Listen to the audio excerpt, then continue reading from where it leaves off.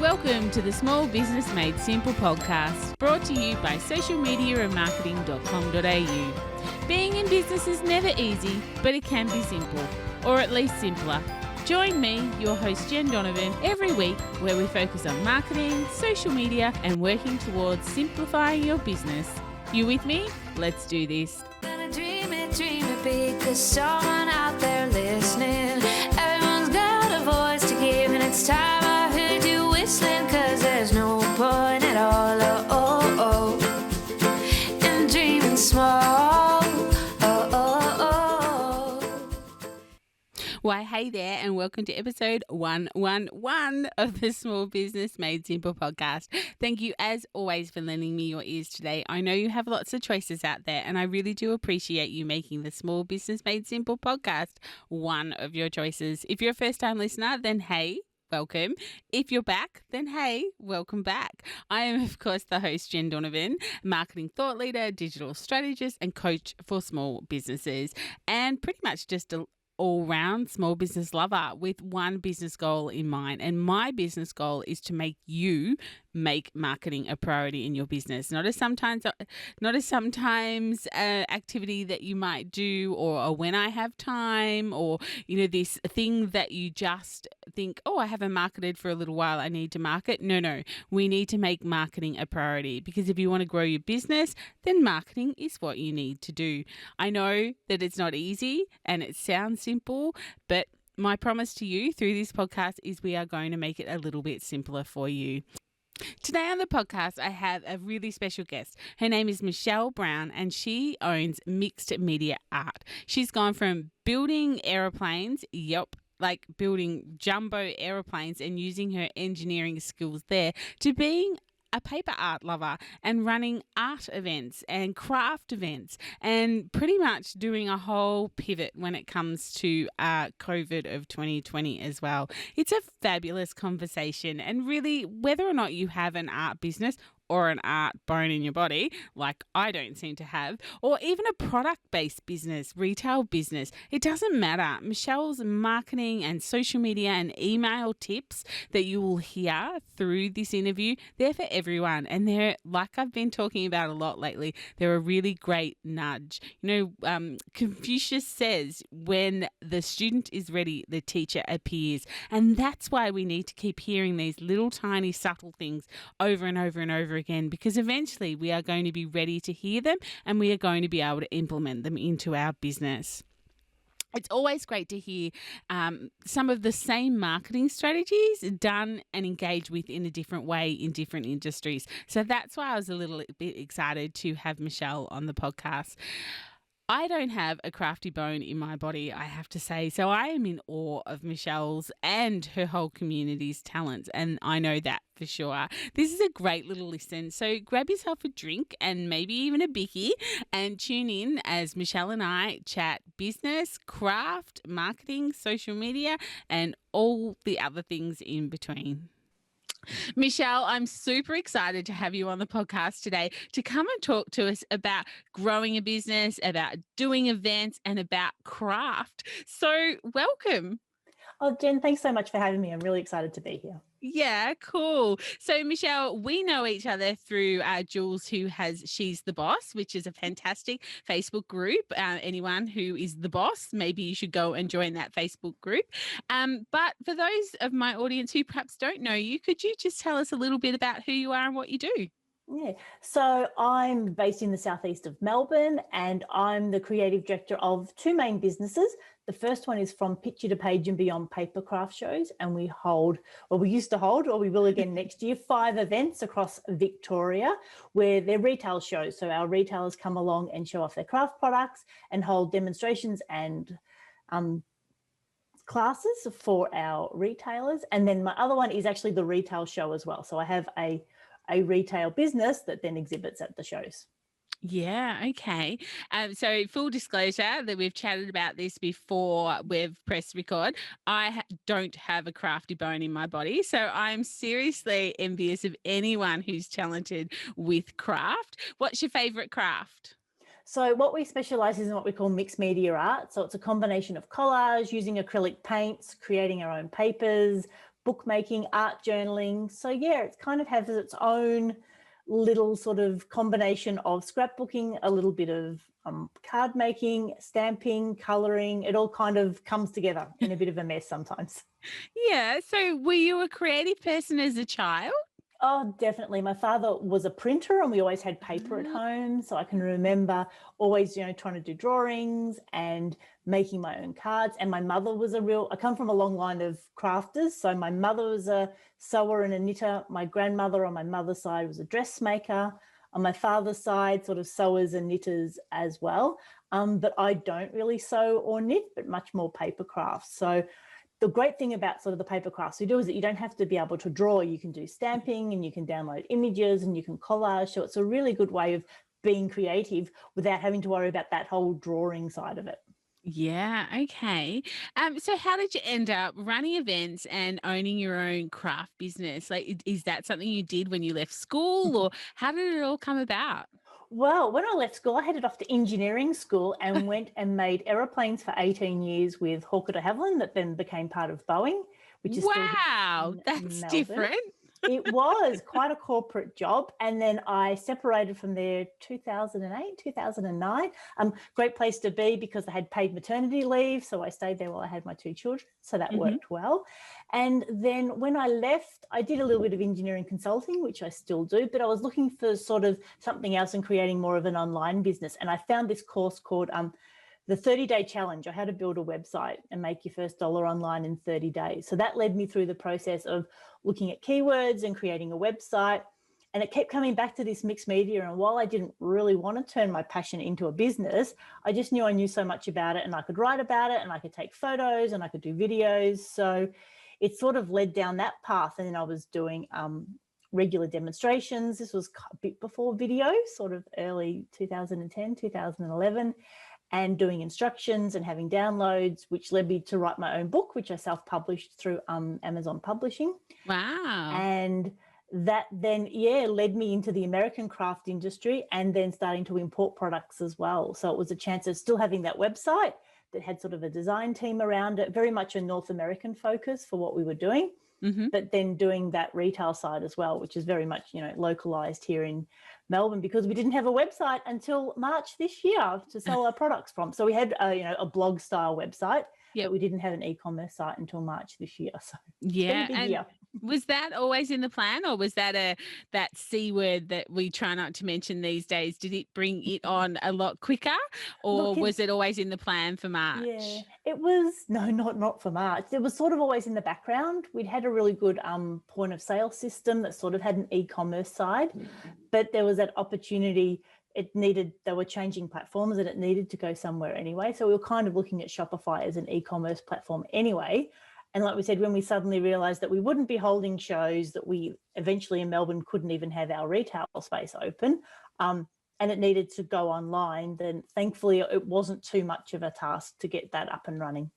Yeah, right. So very interesting. So I really like to chat to you just on one side of your business for a start, which is the event side, because I know there is quite a few people in my audience who would like to run events, whether it's simply a women in business event or whether it is more like a showcasing of what they do or getting other people on board and sort of directing a group of people. But what have you learned? What are the sort of rules around running events, or what are some of the pitfalls that you can share with us? Yeah, well, I certainly don't have an event background. So I guess I kind of fell into it, but I figured I could organize stuff. And actually, Yeah. that's my favorite part of But it I is think getting that's the a lot calendar of out and us. We organizing. don't have an events background, but we're kind of like, we know communities and collectively you can have a better event than perhaps what you can by yourself. Yeah, exactly. And we knew, like, I know as a crafter, which events that I like to go to, what I liked about them, what I didn't like. And they're the feeling that we're trying to create in our own craft shows. So I did take on an existing business. So that had a little bit of, know-how behind it, the contacts with venues. And then I learned fairly quickly that you kind of just got to put on your big girl pants and go for it. So as we were expanding, it's about knowing the areas. So we do some regional shows as well as metropolitan Melbourne. So finding people in those areas that can guide us towards finding the venue that makes sense, having conversations with people about that, about what kind of facilities you need. So it became evident quite quickly. It's really hard to find large event spaces in Melbourne. We need like more than 500 square meters, and quite a few of those kind of have pokies venues attached. So it became evident really early that we had to make a decision about sort of what our values were around the show. And I was really keen not to have it anywhere near a pokies venue. They offered us, gaming vouchers and all sorts of things for our retailers, but it's like, that's really not what we're about. Yeah. So when you run an event, like you said, you need to really think about who your audience is. And for our craft shows, I have two main customers. There's our retailers, which are the small businesses that come along and show off their craft supplies. And then there's the crafters as well. So we're really looking for a venue that suits both. But if you sort of do a Venn diagram of what each of them want out of a craft show, there's not a lot of overlap. Our craft retailers want lots of crafters spending lots of money. Our crafters want lots of retailers, but not a lot of other crafters. so it's hard to get, and also the retailers kind of don't want any other retailers to some degree. So it's really having that right balance of retailers, making sure we're meeting their expectations as far as getting into a venue, getting out, setting up, what services we supply, how we advertise it, how we support them. A lot of our businesses are really small businesses, very much women-led as well. So we do a lot of education around, how we promote on social media, images to put out through their newsletters, how to use hashtags, that sort of thing. Mm-hmm. And then for our crafters, it's very much, like we said, to provide the best combination of retailers that we can, but also getting as many people as we can along within reason, that supports the venue, because we don't want a venue that's too crowded. As we know, as women get to a certain age, we all get a little bit warmer. So we need to make sure we've got good air conditioning in our venues. We always try and have lots of seating so people can, sit down and sort out their purchases, catch up with friends, an area where we've got some level of catering so you can just have a bit of a bite to eat and catch up with people. Because it really is about building that crafting community. It's not like going to a shopping centre where you sort of, it's all very impersonal. It really is a community both for the retailers and for the crafters as well. So people come along not just to see the craft supplies and not just to buy them, but to watch the demonstrations, to do classes, to catch up with friends. Sometimes you sort of think, well, a lot of these retailers don't have bricks and mortar stores anymore, but when they did, it's like, you could just drive around to them and see them all. But Melbourne's a really large city these days, and the traffic's really bad. So even me just, going around and handing out flyers, it would take like 3 days. I'd have to do, one direction one day and the other direction. So this is a way of getting all the retailers together, which really helps the crafters. And this way the crafters can meet their friends there. They can do some classes. They can have a look at what they want to buy. We always encourage our crafters to go back and check what they bought at the last show. And if they've got anything that doesn't work or they can't remember how it was supposed to work, come back and talk to the retailers again as well. Because sometimes we get really overwhelmed by all the pretty colours and all the things happening. And you think, that'd be great, I want to buy that. And you get it home and you go, I kind of don't remember how it works. Yeah. So we really encourage people, if we've got any problems, to get in touch with me or back in touch with the retailers, because that's what, overseas online businesses can't do, is provide that customer support. Yeah, absolutely. That sounds like me with AppSumo. Oh, I need that app. And then it's just like, why did I buy that app? What's that app supposed to do?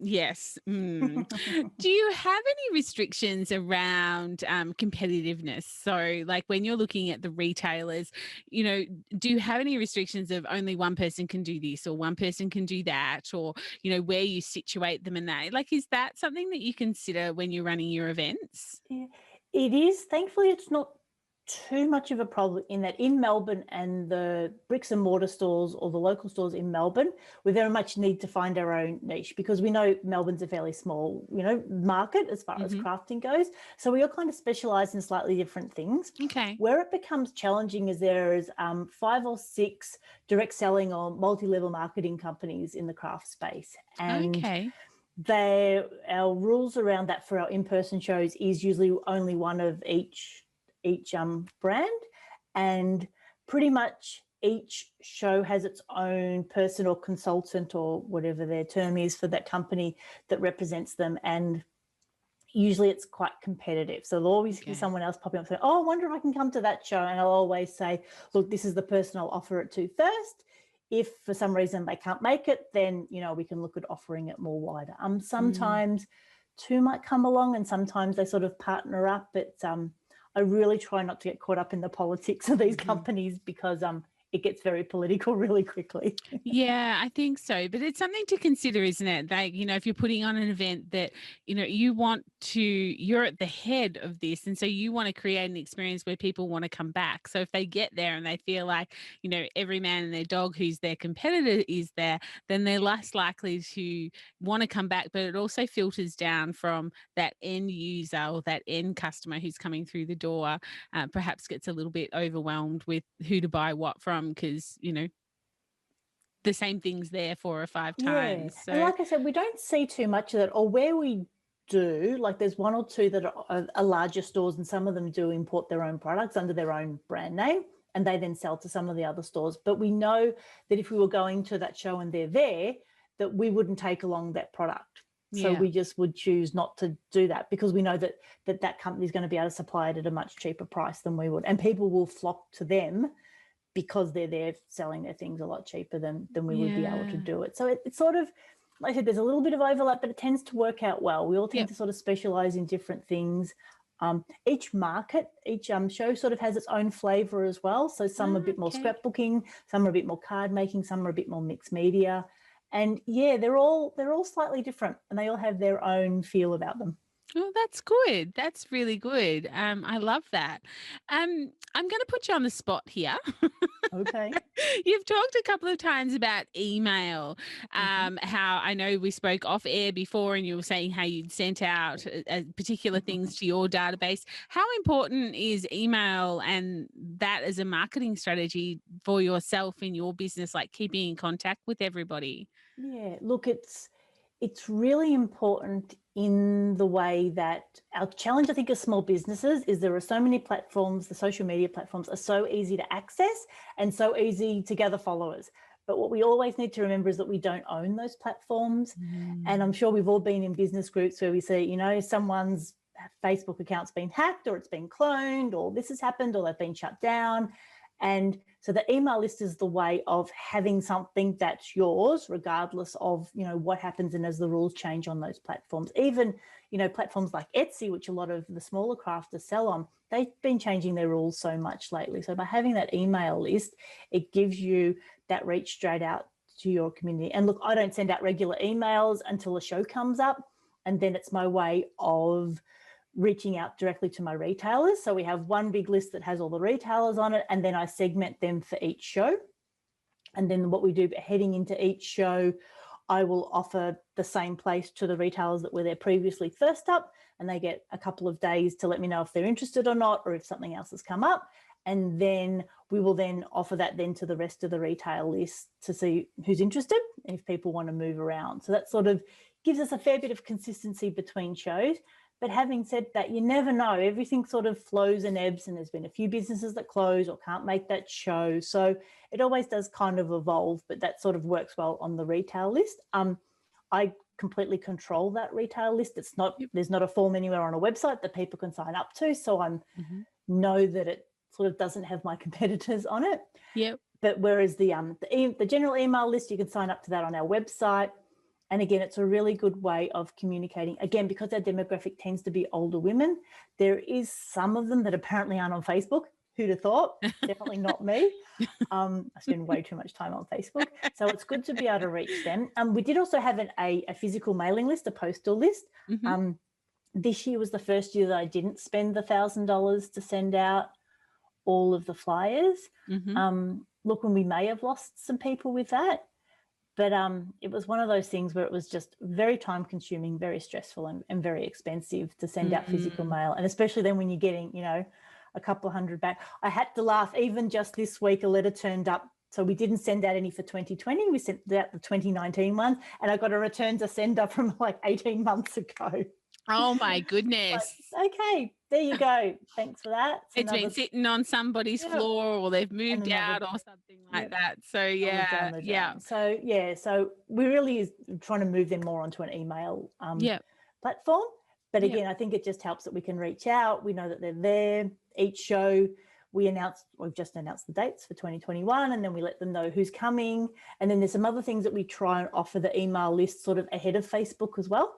So like I said, with our big announcement this week of our 2021 dates, that email will go out now on a Friday afternoon, and I will do a Facebook Live update on Monday to then let everyone else know as well. So there's a few other things. We send out discount vouchers to our email list. We do kind of a couple of things sort of as giveaways. So like things to do list. So what's on, or a map or things like that we send out to our email list, and we don't have that available to our social platform. So it's sort of that way, our way of encouraging people to stay on our email list as well. And like I said, so that we know we can reach them if we need to.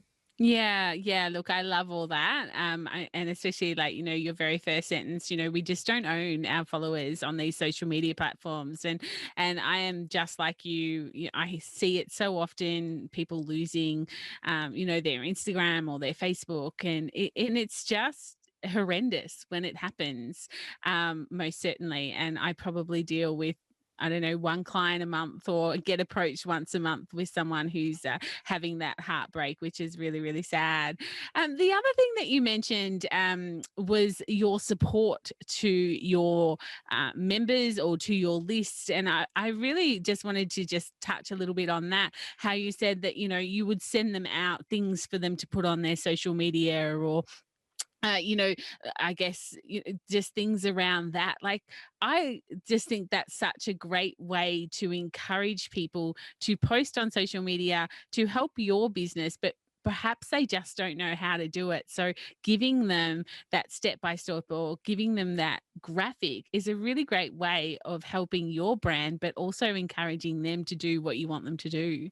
Yeah, it's a very symbiotic relationship. And sometimes I get frustrated when, the retailer might say, oh, there's not enough people there. It's like, well, I've done my part. I've done this, and this. Where was your part in bringing your community in as well? So, yeah, we have, artwork that's like, we'll be at the From Picture to Page show Geelong, Vines Road Community Centre. These are the dates. And then trying to have that in all the formats. So trying to have it right for Facebook, square for Instagram, and again, using hashtags as well, which is a little bit different in Facebook than it is in Instagram, but providing that information to say, these are the hashtags we're going to use, post your photos, use this hashtag, and explain to them what the benefits of using the hashtag, because it really does on Instagram allow you to cut through people with similar interests that mightn't be following you. Yeah, no, really interesting. And I guess I just love that support that you're giving them to help them, because you've said a couple of times you're dealing with some older demographics who perhaps either aren't on Facebook, or perhaps aren't that familiar with running a business on Facebook, as opposed to just being on there and seeing their beautiful grandchild. So making it simple, superstar, is absolutely awesome. So what's next? What's 2021 look like? Right. Well, I guess we probably should take a step back and just talk about what 2020 ended up looking like. Oh, yeah. Our first event in the year is in March in Bendigo. And this year it was on the same weekend as the Grand Prix. And we know what happened to the Grand Prix in Melbourne. It was shut down Friday. We were already in the car heading to Bendigo, and we decided to go ahead with the show. All of our retailers turned up. We did have less crafters, but that's not unexpected. This was kind of before you needed a COVID plan, but we put a cleaning plan in place. We had sanitizers. This was pre-masks as well. Can you remember? Yeah. So we did that. And then after that, as we headed into our next show, which is at the Pakenham at the Cardinia Cultural Centre in May, we realised that we were in trouble for that. I was heartbroken. I had the best lineup of retailers. There was a handful of people I'd been really trying to get into shows, and the venue out at Pakenham is really lovely, but it's quite constrained and we're always oversubscribed. So I've had to say no to a few people. So this year we finally, all the ducks in a row thing, and then we had to cancel it. And at the time, again, it's hard to remember what it was like back in April, May, but trying to decide whether we postponed it or cancelled it. My concern was, because we basically hold a show each quarter, if we started slipping it, again, it just makes it harder for the retailers. It makes it harder for the crafters. So we made the decision to cancel it. And what we were sort of doing in parallel, because craft is a perfect medium on video, was to do an online show. So with the help of my husband, he found something that we could use. We were all sort of set up on Macs, and how we could use, our basic video conferencing to then go out to Facebook, and we did some online shows. So the first couple were pretty shaky. I decided, rather than condensing it all in a weekend, we did 2 or 3 a week. So we sort of could spread it out. Again, we were really conscious that a lot of our retailers didn't have those facilities. So we set it up so that they could use their smartphone and using Skype, which is one of the original, video conferencing platforms. And we figured out a way how they could, because the hardest part about doing craft demonstrations, believe it or not, is actually to get the camera overhead so that you can do that above view. So we come up with a way of getting boxes and chopsticks and books so that they could put their camera down. And so that's how we started off with our first online show. We've since done 3 series of sort of long formats, which gave every retailer an hour. Part of their investment was us doing a practice run as well. So we'd get on and practice lighting and talking about, how we could do it. Because what I really wanted to do was, with all the Zoom going so crazy, was have it so that we could have a face-to-face chat. Because if you just want to watch videos, that's kind of what YouTube was for. Yeah. What we did that was different was have the retailers come on, and look, some didn't come on because they just could not be on video. That was just a bit overwhelming.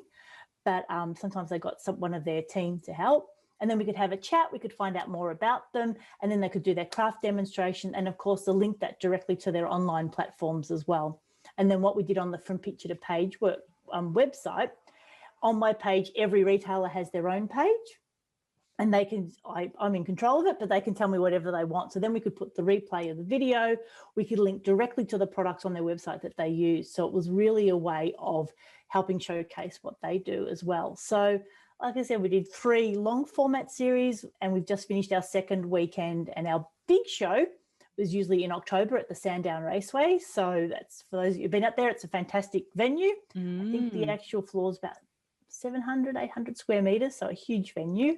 And we had over 3,000 hours of Facebook video watched that week with our 3 days of demonstration. Fantastic. So it was a huge undertaking. And again, this is we were sort of still kind of under restrictions. So we brought in some people for me to help present, and we had, masks on when we weren't in the television studio, and we did training with them as well. And so it's been a really different way of bringing events.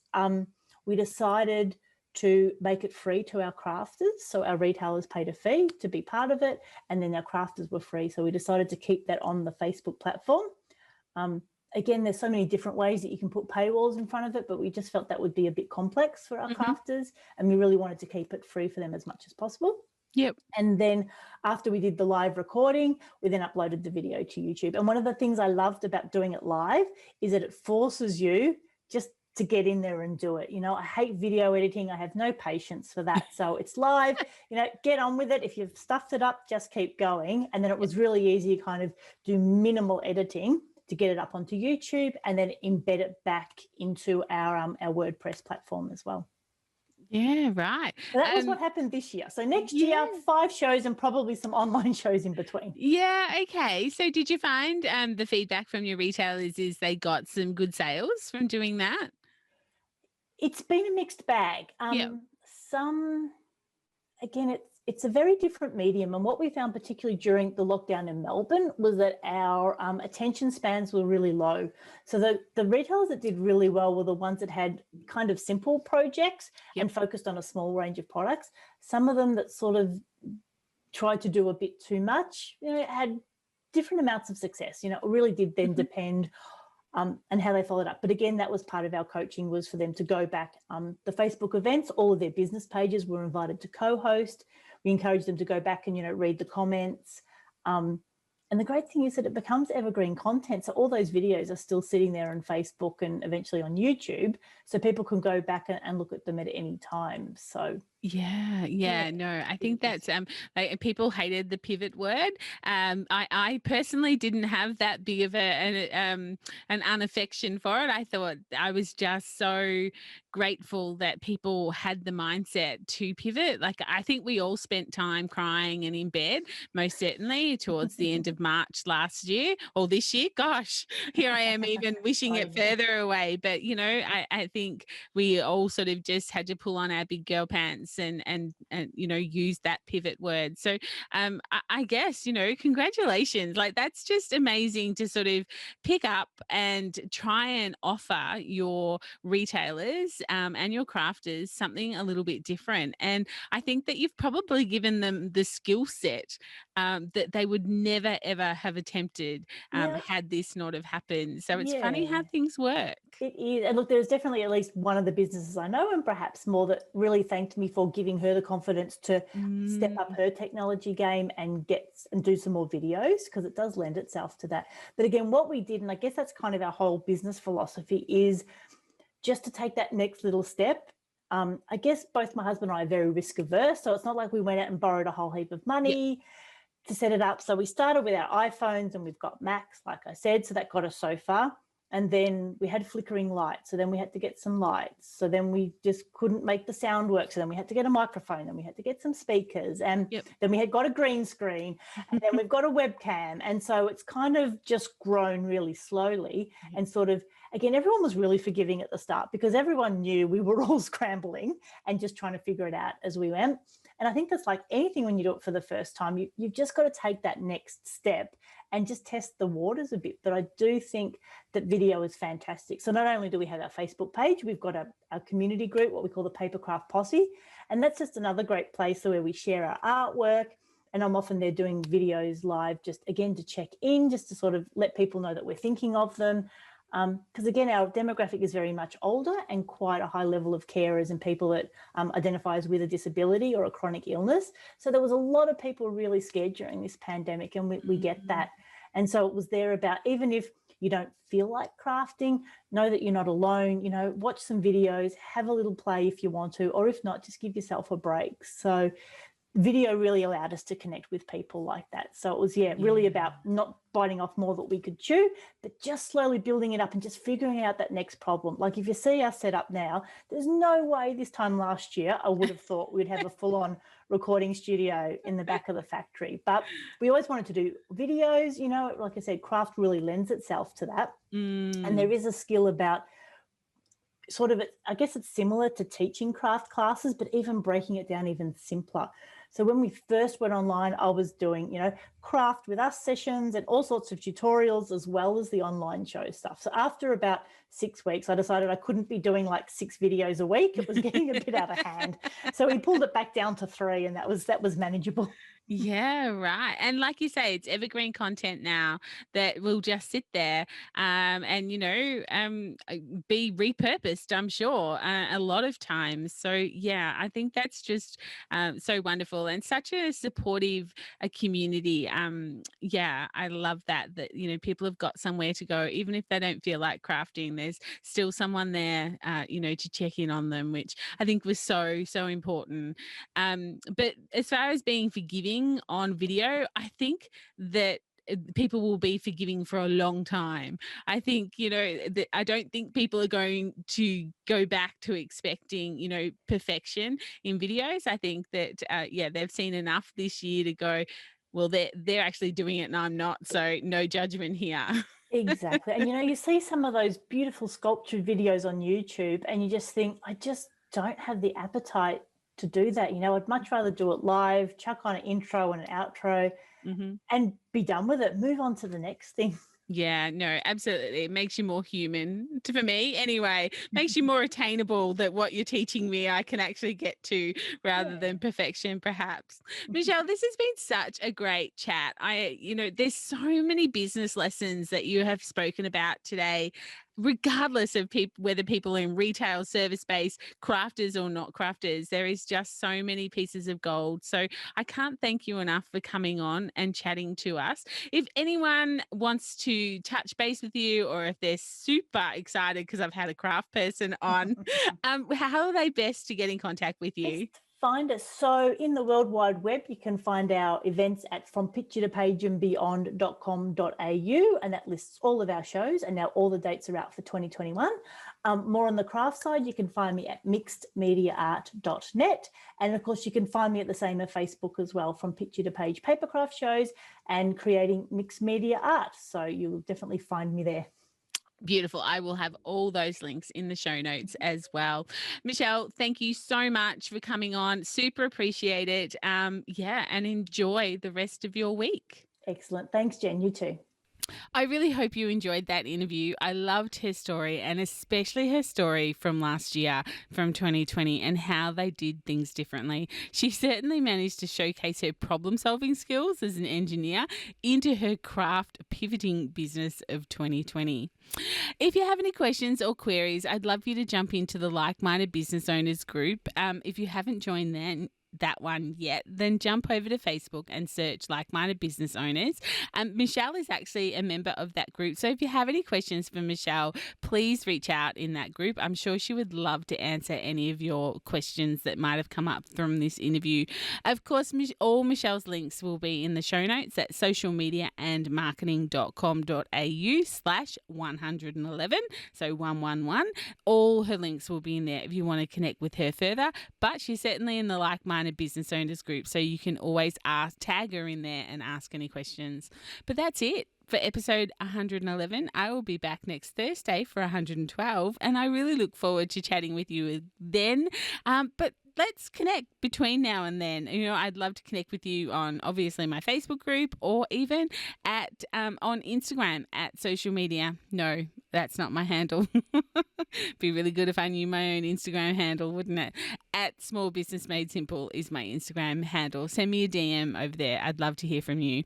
If you're enjoying this podcast, then please don't forget to hit that subscribe button and maybe share it with another superstar business owner who might be doing that daily grind and would really appreciate someone making their business life a little bit simpler. If you have an extra 20 seconds in your life, a rating and a review would be so cool, especially if you listen in Apple Podcasts. All you need to do is scroll all the way past my episodes, and eventually you will come to the bit where you can leave a rating and a review.